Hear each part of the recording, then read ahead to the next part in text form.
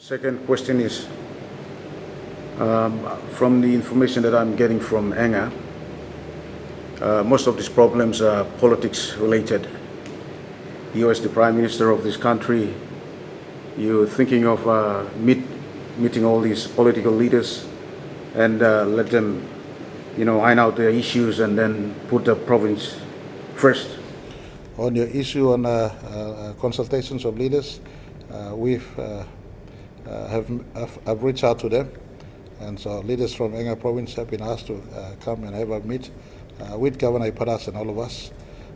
Much of these issues on the ground also relates to issues that could be met by local leadership coming to work.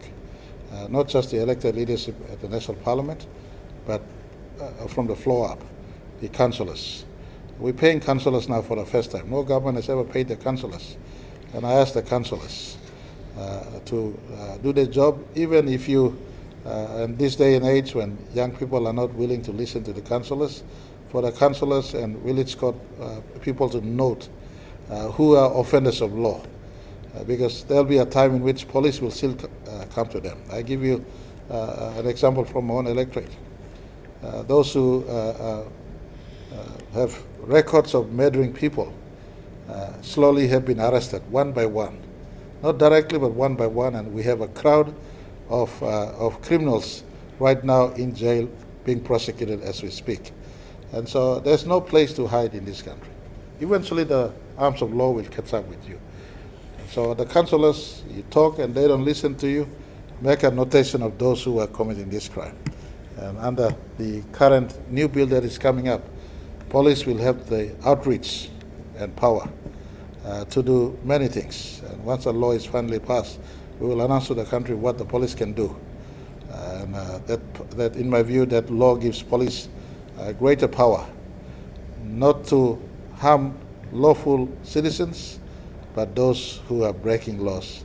And police intel right now has been compiling reports on those in Enga province, those in Hela, those in Southern Highlands, who have been known to hold gun and known to be causing problems in our midst of society. So leadership, in as far as national leadership from the provinces will be asked for us to meet, and they all inbox me in one way or another.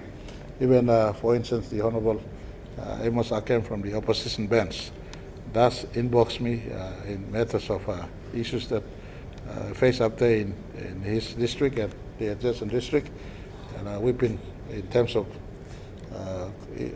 matters that are of interest to all of us, we've been working together to assist. So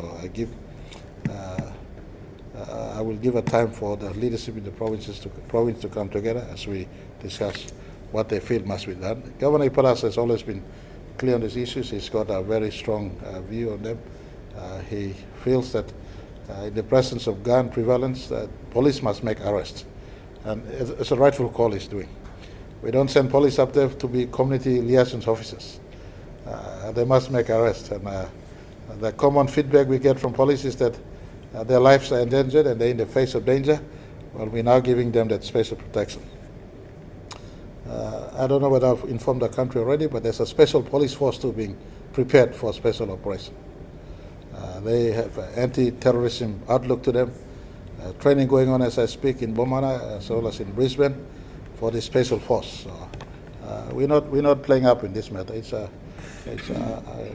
This left untreated will affect our country's security, and so we're treating this as terrorism and terrorism on civilians and terrorism on national interest, terrorism on our country's interest. So our special policy is being pulled together to deal with those who feel that they have gun and they could fight against state. Rather, the state must eliminate this from our midst. So the leadership of the province will be met to inform also on our intention for state of emergency, as well as these operations. It will not be done in isolation. They'll be consulted, their views will be inputted into what we want to do, so that together we have a handle on this one.